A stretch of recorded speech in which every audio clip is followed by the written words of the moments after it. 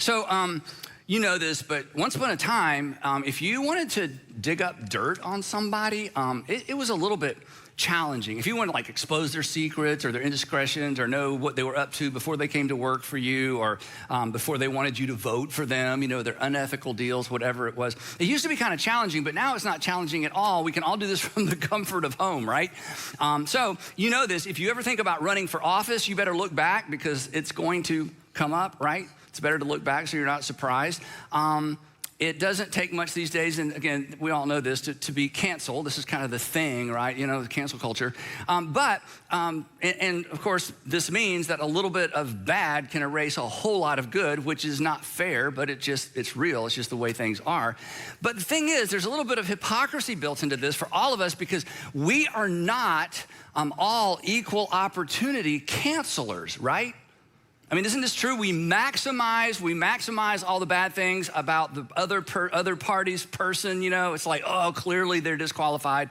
But then it was like, we minimize, it's not that big a deal, right? It was a long time ago, everybody does it. We minimize it, right, when it's our candidate, right? But here's the real hypocrisy. When it comes to our dirt and the skeletons in our closet, we actually justify it.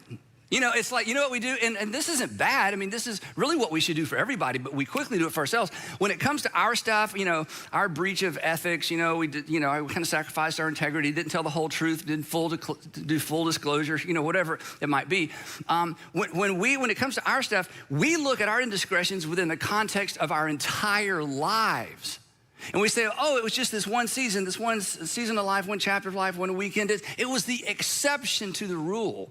But the interesting thing is, we rarely, I mean, don't raise your hand, but we rarely extend that same courtesy to other people. But we really love it when people extend that courtesy to us. We'll come back to that in just a minute. We are in part 5 of our series, Your Integrity, Our World. Your integrity, our world. It's your integrity, but it impacts your entire world, and it impacts ultimately the entire world when you take all of our integrity or our lack of integrity and you roll it all together. We've said that, you know, in terms of a definition, we have a working definition in this series for the term integrity, so we just made this up, but it's easy to remember. Integrity is doing what you ought to, even if it costs you.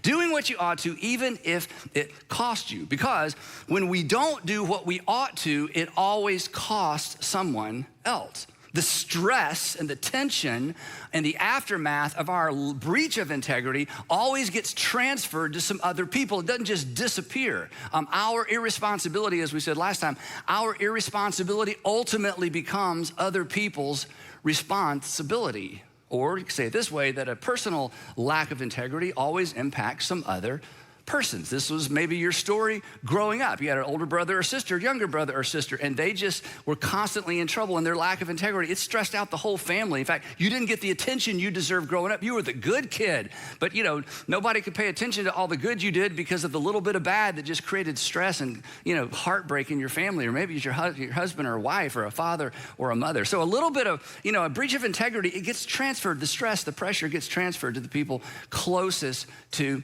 us. Our personal lack of integrity always impacts some other person. And then week 2, I gave you kind of the theme verse. So before I read this to you, or maybe you can quote it out loud, I've asked you to memorize it. I'm gonna ask you one last time to sit up really straight. Let's all get our good posture. If you're watching from home, sit up straight. If you're driving, you just stay put, you're good. So just I want you to sit up straight. And the reason is because the key verse, the theme verse about integrity is it's a posture. Integrity is a posture. Here's what the writer of Proverbs says. The integrity, and here it is, of the upright. The integrity of the upright. Integrity is looking out and looking as far as you can and looking down the road, you know, down the slope. You know, the faster you're going when you're skiing, the further, you know, you have to look ahead. Same with life. The integrity of the upright guides them. The people of integrity are guided by their integrity. That is the decision-making filter. But the crookedness or the bentness of the treacherous will ultimately destroy them because they're looking right here when they make decisions as opposed to out there. Now, previously on Your Integrity, Our World. And I say previously because we're about to pick up where we left off last time. And if you've not been tracking along with us on this series, the best way to do that is on my YouTube channel. Of course, all this stuff is free. You can also access all these messages on your local church website. And the reason I say that specifically about last week and this week is Sandra and I were having dinner this week, and a couple we'd never met before who do not attend our church, they watch actually from Knoxville, walked up and they talked about last week's message. And this gentleman, a little bit older than me, he said, I sent the link to all 9 of my grandchildren. It was required listening, required watching. And I think when we think about the next generation, students, college students, teenagers, however old your kids are, the storyline that we're tracing through the life of Daniel is so applicable, and it's so gritty that I think last week and this week, these would be 2 messages that if you ever pay your kids to watch or listen to things, we did that all the time. Sandra's like, here's $20 after you watch Dad's message from Sunday because you were in Upstreet and we're paying it, or you were in transit. So we did that all the time. So this guy walked up and said, I sent it to all my grandkids. I said, you've got to watch this. So if you've not been keeping up, we hope that you'll go back and keep up and catch up. So previously on Your Integrity, Our World, teenage Daniel gets taken from his city in Jerusalem with some of his friends, and he's basically a hostage to make sure that the folks back in Jerusalem behave themselves. This is what the kings did. So Nebuchadnezzar comes to Jerusalem, comes to what we would call Judea, or what they eventually called Judea, sort of the southern half of Israel, and he conquers this area. They become a group of people that have to pay tribute to Babylon, and to keep them in line, he takes the best and the brightest, he takes them to Babylon, integrates them into his city, and this is a kind of a sweet deal. If you're gonna be kidnapped, this is the way to go.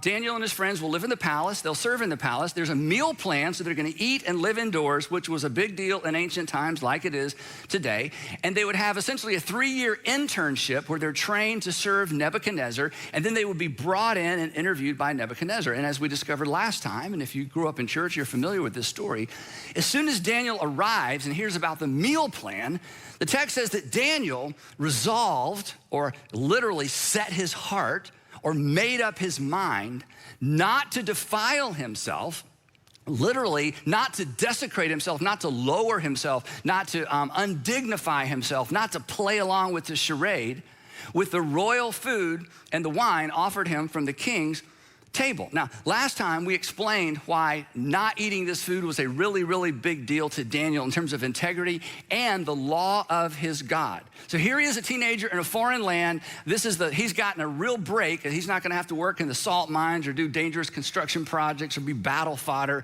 So here's this amazing opportunity considering everything else going on in the world. And Daniel's like, can't do it, just not gonna play along. And this was really a drop the mic moment for Daniel and his friends, because Daniel made up his mind, as we talked about. He made up his mind ahead of time. Daniel made up his mind before he knew how the story of Daniel was gonna play out. He didn't get to read his story. His story was happening real time. And that's integrity. Integrity is you decide ahead of time, I'm just gonna do the right thing.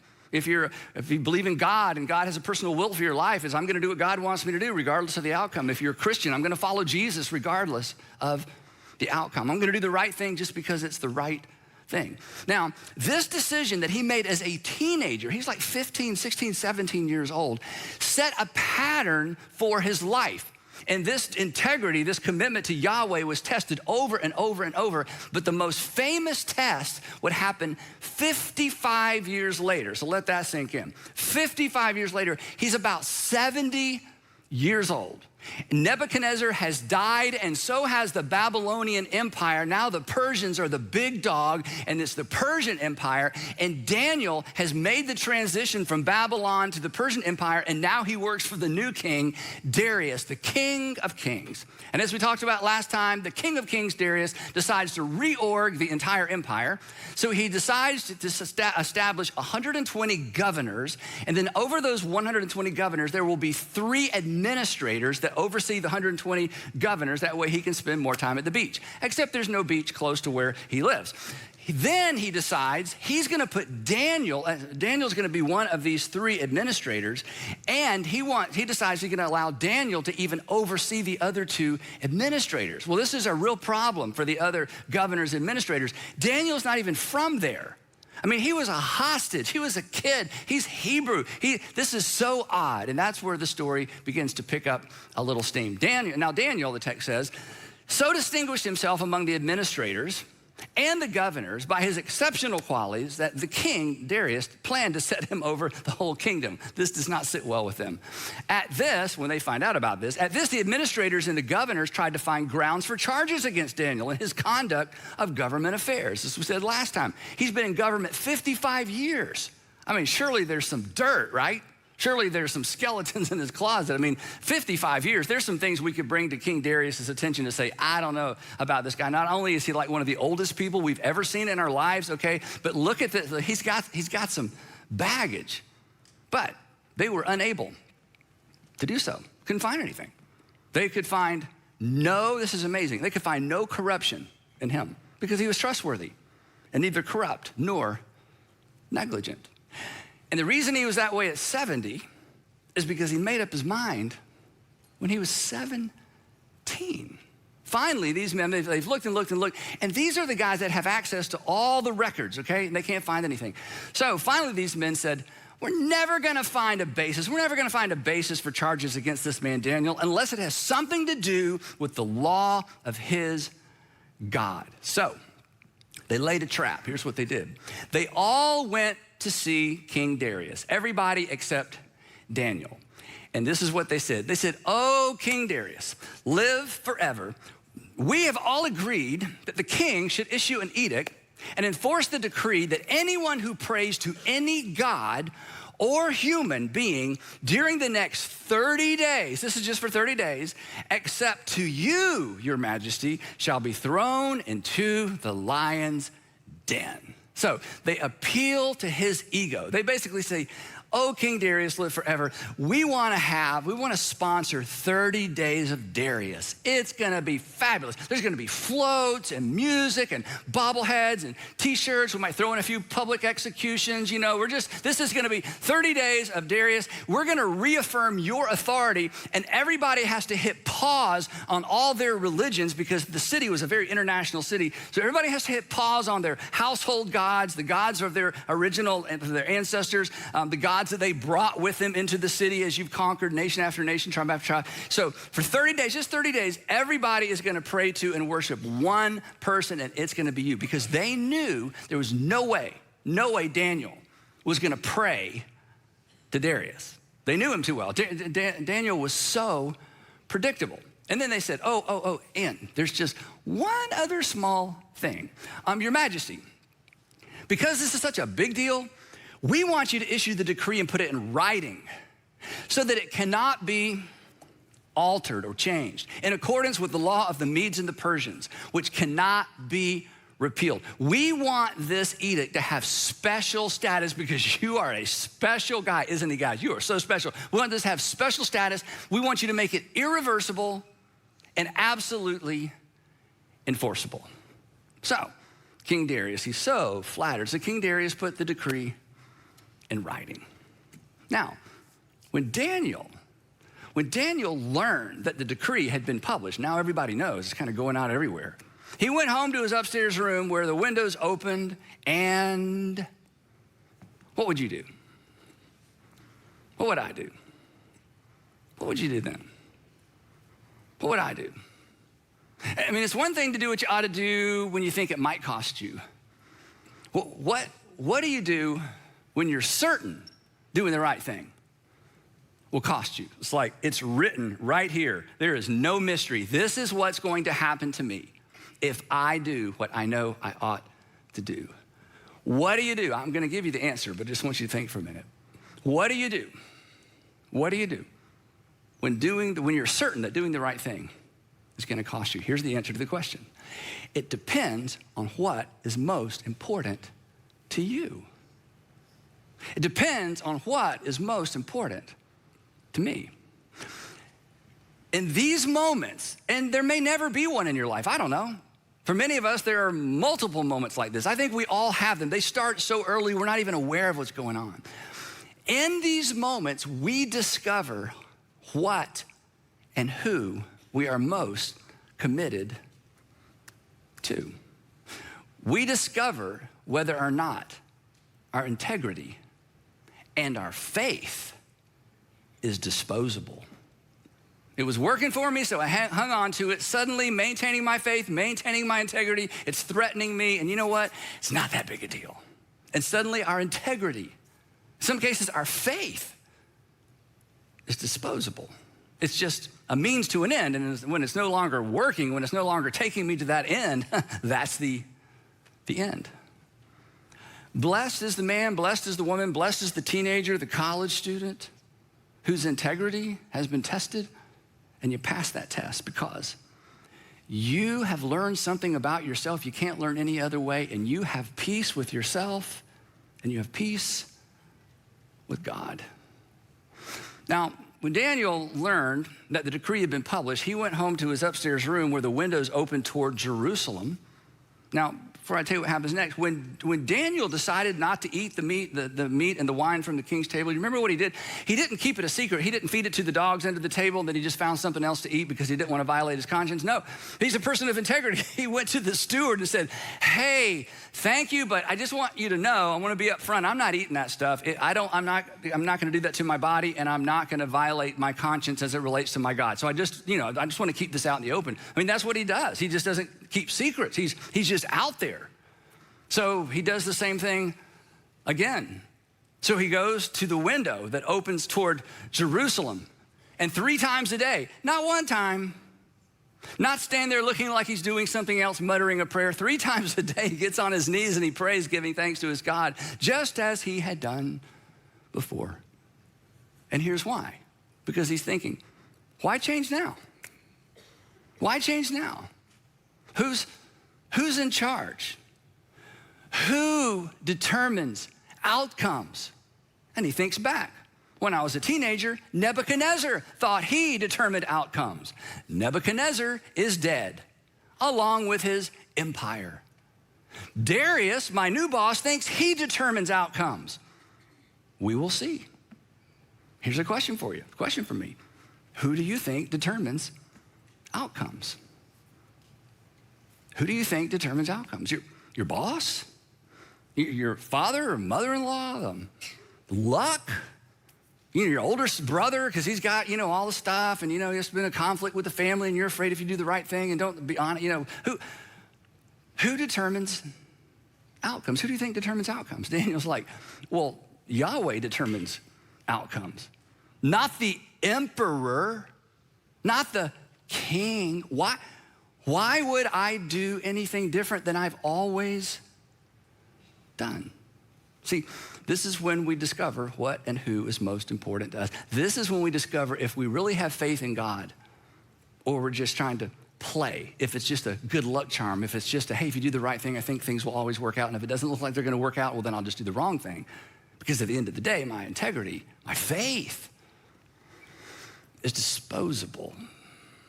So the guys that came up with the 30 days of Darius idea, they had spies. So they're looking, they're just waiting until they can catch Daniel praying, and they do. So they went before the king and they said, "Oh king, may you live forever. Didn't you publish," it seems to us, "didn't you publish a decree that during the next 30 days, anyone who prays to any god or human being except to you, your majesty, would be thrown into the lion's den?" And of course, Darius is like, "Yes, of course I remember this. What's your point?" Well, we dropped by Daniel's house to bring him his 30 days of Darius swag bag. We all just went by to take him the bag to make sure he knew what was going on. You remember Daniel, right? Daniel is, you remember Daniel. He's one of the exiles. He's not even from here. He's from Judah. You remember Judah? They pay you tribute, And this is hard for us to say to you, "Oh, King, live forever, Darius." But he doesn't pay any attention to you, your majesty. And he doesn't pay any attention to the decree that you put in writing. This breaks our heart to tell you this, but he still prays 3 times a day and not to you. And we're so disappointed, aren't we, guys? Yeah, we're just collectively, we're just so disappointed. But we just thought you should know.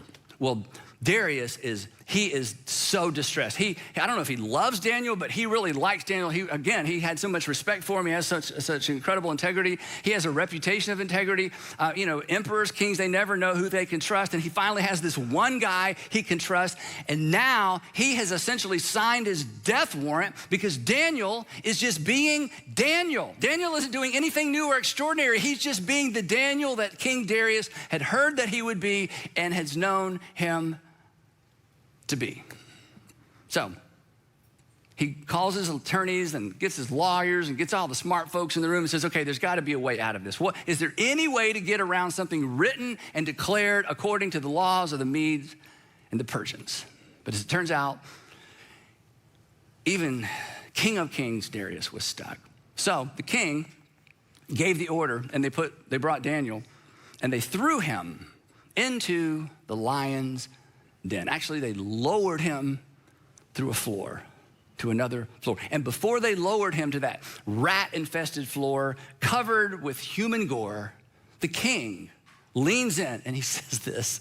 The king said to Daniel, "May your God, whom you serve continually," which, by the way, is why you're in trouble. "May your God, whom you serve continually, rescue you." In other words, may the God that you are more committed to than your own preservation rescue you. And then a stone was brought and placed over the mouth of the den. The king, this is such an interesting bit of detail, the king returned to his palace and he spent the night without eating and without any entertainment being brought to him, and he could not sleep. And he's laying in bed going, 30 days of Darius flowed to music and Bible. Who came up with this, right? Whose idea was this anyway? Then the text says, at the first light of dawn, the king got up and hurried to the lion's den. And when he came near, he called to Daniel. He didn't want to look. It's like, don't remove this. No, we're good. Daniel, he'd seen the aftermath of this before. This was just the way of things. And he calls loud enough that he hopes Daniel can hear him if Daniel is there to hear him. Has your God whom you serve continually been able to rescue you from the lions? Now, when we were kids, if you grew up in church and they told you this story, or like me, I grew up hearing this story and, there's pictures, well, they went right to the next part of the story. That's a mistake. If you rush to the end of this story, you miss the point of this story. If you rush to the end of the story, and many of us in our minds can rush to the end, but let's hit pause. If you rush to the end of the story, you actually miss the point of the story. Because the point is not what happens next. The point is what has already happened. The point isn't what happens next. The point is what already happened, because the point is Daniel's primary concern was not the outcome of his decision. If Daniel's primary concern was the outcome of his decision, I think he would have made a different decision, right? His primary concern was doing the right thing. His primary concern was not violating his conscience. His primary concern as a God follower was being faithful to Yahweh, his God. And doing the right thing for Daniel was the win. If the story ended here, Daniel won. If we didn't even know what happened, Daniel won. Because the point of the story isn't what happens next. The point of the story is what has already happened. Daniel won. And he decided to leave the outcome to God. Daniel's primary concern was not the outcome of his decision. His primary concern was doing what he knew God wanted him to do, and then he would trust God with the outcome. And here's the thing I want you to hear, and I say this over and over, and I don't know if it gets lost in all the other stuff we talk about. There was no guarantee for Daniel, and there's no guarantee for you either. In fact, if you go to a church and they tell you there are guaranteed outcomes because of your faithfulness to God, and they're all good, it all ends with a bow, Hopefully you're old enough to know that's not true, because it's not true. And I'll say this, if you lost faith because you grew up in a church and they're like, oh, just trust God, believe in God and pray, trust God, believe in God and pray, and everything will work out. If you marry a Christian and you're a Christian, you're gonna have a Christian marriage, you're gonna live, it's gonna be happy. If you grew up with that and it didn't happen for you and you lost faith, I just want you to know, and I'm a pastor, so I can say this, somebody just lied to you. So somebody did not present you with the actual version of Christianity or faith. They came up with the thing that we all wanna hear. Because the point of this story, in fact, the point of every miracle story isn't the miracle.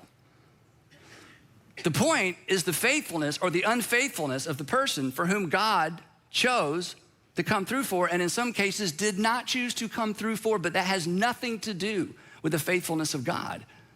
In most cases, it says more about the faithfulness of men and women and students. This is how Daniel lived his life. I'm just gonna do what I'm supposed to do. And I trust God with the outcomes, but there's no guarantee. God doesn't owe me anything. So here's the question. What is your win?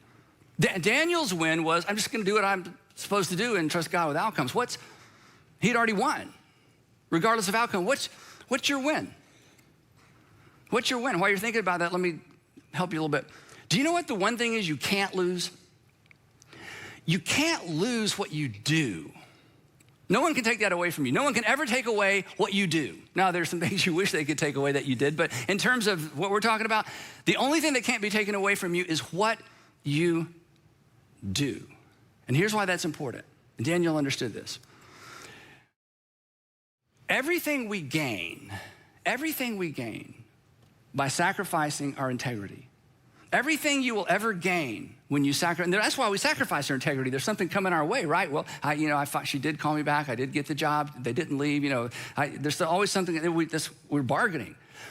Everything you will gain by sacrificing your integrity, or when you sacrifice your integrity, everything you gain either can or will be taken away. It's lose-lose. You lose your integrity, and eventually you lose what you knew was coming or hoped was coming your way when you gave up or traded your integrity. It's lose-lose. Daniel won before he knew the outcome, because the win for him wasn't the outcome. The win for him was doing what he knew God in heaven wanted him to do. He knew what we forget. That you can't control outcomes. In fact, you're not even that good at predicting outcomes. And I don't know you, but you're not. None of us are. The only thing you can control, the only thing I can control, the only thing you can control is you. The only thing I can control is me. And when we start playing this game of, I'm gonna sacrifice my integrity because I know he will, she will, he won't, they won't, the world won't, the economy, whatever it might be, we have stepped out of our realm into God's realm. And Daniel knew, hey, once upon a time, there was a mighty king named Nebuchadnezzar who thought he controlled outcomes. Anybody remember him? Now there's a new kid on the block, Darius, thinks he controls outcomes. One day he'll be forgotten as well. Why would I trade faithfulness to God for trying to manipulate or predict what someone else will do? So what's your win? What's the win for you? What's the win for me? This is a big deal for me for several reasons, but one, something happened. When I was in the 8th grade, my dad's a pastor, as most of you know. When I was in the 8th grade, my dad was an associate pastor at a large church, and he faced a potentially, for sure, job-threatening decision, but it actually could have been a career-threatening decision, because the people who wanted him out said, if you don't cooperate, we're basically gonna ruin your career. We're just gonna, we're gonna ruin your name. And this was so emotional for us as a family. And the right thing, the thing he felt like he should do, the thing with integrity, and the thing he felt like God wanted him to do, was potentially gonna cost him. If he did what this other group wanted him to do, it was an easy way out, and there was actually a payout. And I remember as an 8th grader, he would come home, and we would gather around our little pecan coffee table, the 4 of us, my mom and dad and my sister and I, and we would pray. And we were praying, God, show Dad what to do. And to his credit, he involved us not so much in the decision, because there were details at that point he couldn't share with us that I learned later, but he did what he could do to involve us in the tension of, we have a difficult decision to make, and if I do what I think the right thing to do is, it could cost us and it could cost the whole family. And in the middle of all that, one afternoon, there was a lady in our church, an older lady, who kind of knew what was going on. And she showed up at his office, and she brought him this picture. And she propped it up on a couch where he could see it. And she said, and when he tells the story, this is how he tells the story. She said, Charles, what do you notice about this picture? Charles, what do you notice about this picture? And he said, well, Daniel isn't looking at the lions. And for him, this was a defining moment. Outcomes are not my responsibility. Outcomes are not my responsibility. This is not an argument for irresponsibility. We've talked about that. Outcomes are not my responsibility. My responsibility is to obey God. And from this moment and from this picture, he wrote down a statement. He wrote down a statement that he raised me on. In fact, I've quoted it here many times. If you've ever listened to him, you've probably heard him say it. And this is where the statement came from. He wrote down, my responsibility is to obey God. Leave all the consequences to him. My responsibility is to obey God and leave all the consequences to him. You want to win? You want to win? Well, then you do what you ought to, even when you're certain it's going to cost you. That is the win. And here's how I know that's the win, and here's how I know that's the win for you. Because that's the world you want to live in. That's the person you want to hire. That's the person you want your daughter to marry. That's the person you want your son to marry. That's who you want for the teachers in your kids' school. That's who we want as governors and mayors. That's who we want as police chiefs. That's who we want as president and vice president in Congress. Everywhere we look, we want men and women who will do what they ought to do regardless of whether or not it costs them. That's the world you want to live in. That's the world I want to live in. The question is, why don't we step into that arena ourselves, especially if you're a God follower or if you're a Christian for sure? That is the win. I'm going to obey God. I'm going to do what I ought to do. And I'm not going to try to predict outcomes. Nebuchadnezzar, he didn't control outcomes. Darius didn't control outcomes. Daniel would learn that Cyrus would not control outcomes.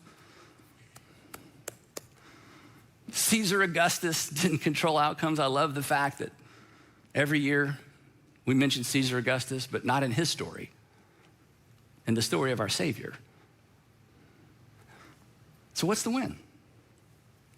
Back to Daniel's story. Has your God, he's shouting at Daniel, has your God whom you serve continually been able to rescue from the lions? I think Daniel pauses for dramatic effect.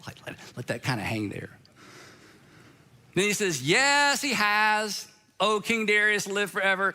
My God sent his angels and he shut the mouths of the lions. They have not hurt me because I was found innocent in God's sight, nor have I ever, by the way, nor have I ever done any wrong before you, your majesty. Now, here's the question, okay? If you haven't been paying attention, listen, look. Here's the question. Will God do this for you? Will God close the mouths of lions for you? When you do the right thing, will God intervene and rescue you? Does it matter?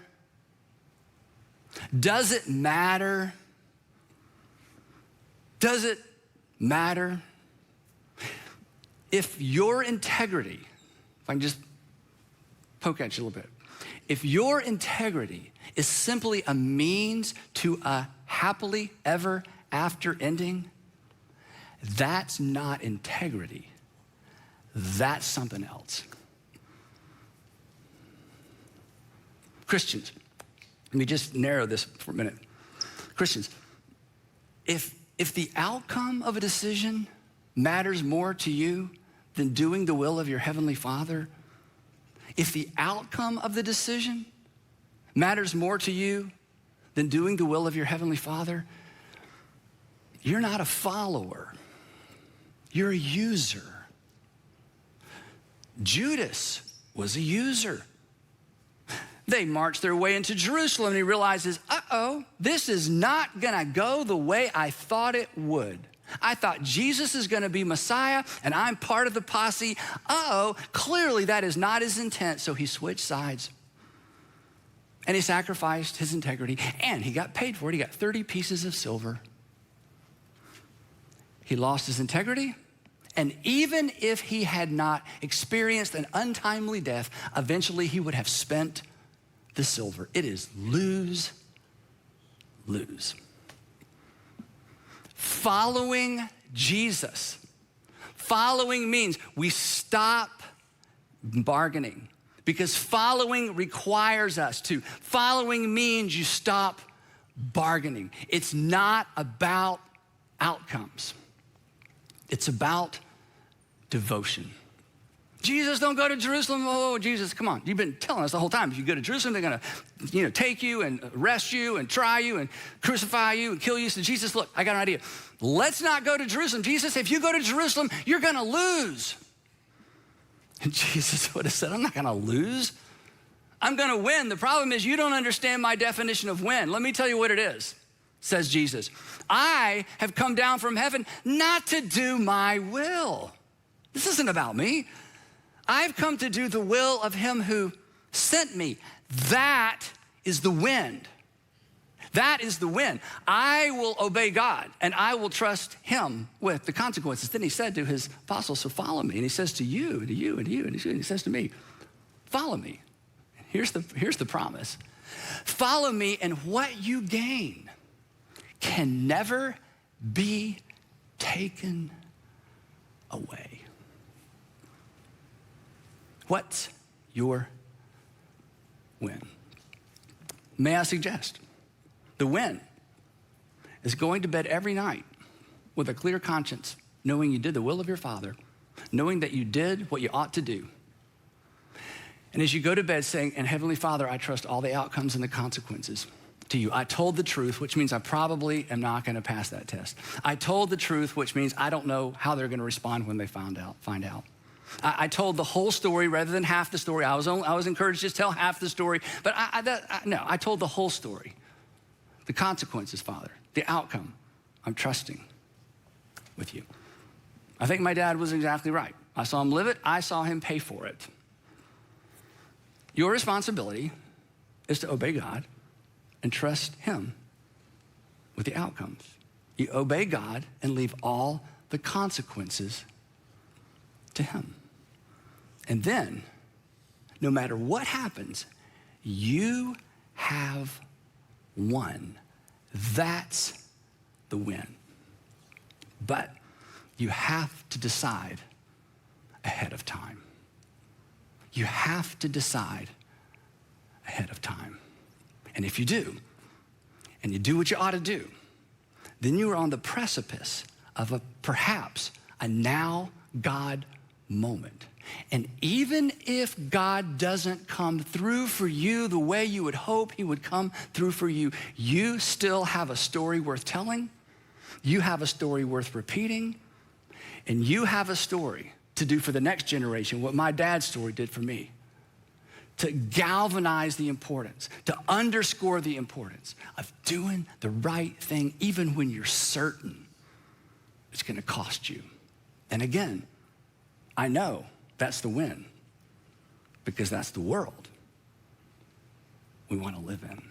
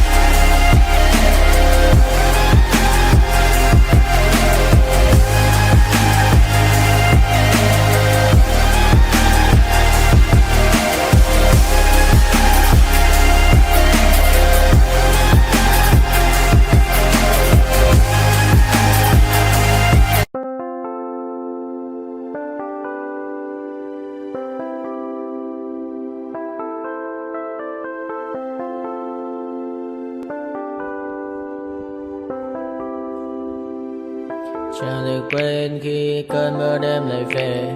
Em đã quên lời thề và ta như đông chìm sâu. Không cần mới em anh nhận màu. Em chỉ cần mơ đâu em bay. Chỉ còn là những cơn mưa vô giá cho bên mơ em không mơ anh. Anh một đêm mơ chỉ cần bên em không được còn nhớ và chỉ khôi không còn nhớ và người ta bên nhau như ngã tớ. Muốn nhớ về say em chỉ còn với em ở đây và anh như muốn chết đi nhưng không muốn em mơ mày. Tình yêu làm cho ta đau đầu cùng em như nằm mơ mộng. Anh như đêm mong cầu và vui bên em ngủ sầu. Chào cả ba ba đêm mơ chỉ có bên em nhưng đừng có mơ. Nhưng mà đang dài em muốn bên ai anh không mong gì hơn chỉ mong em sẽ ở đây ôm anh thật gần. Anh chỉ mong đôi ta được có nhau mà đừng em đâu anh có em muốn em bên anh có em. Ta sẽ trao nhau môi hôn thật sâu ôm anh.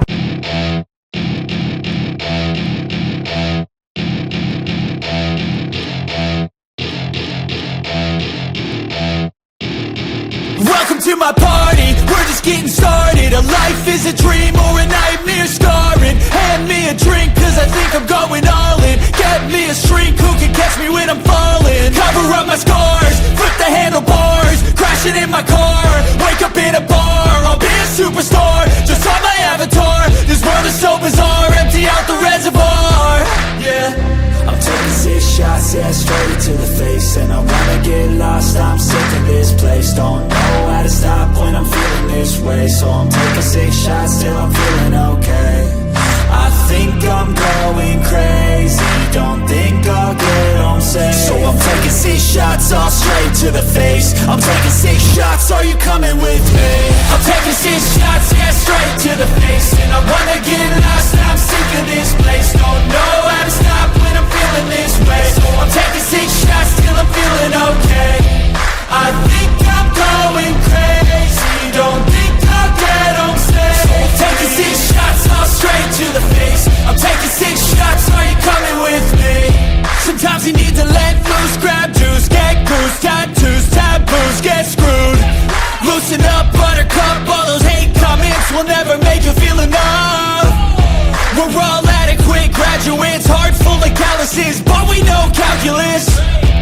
Damn, ain't that fabulous? Can't wait to apply all those mathematicus. But we can't.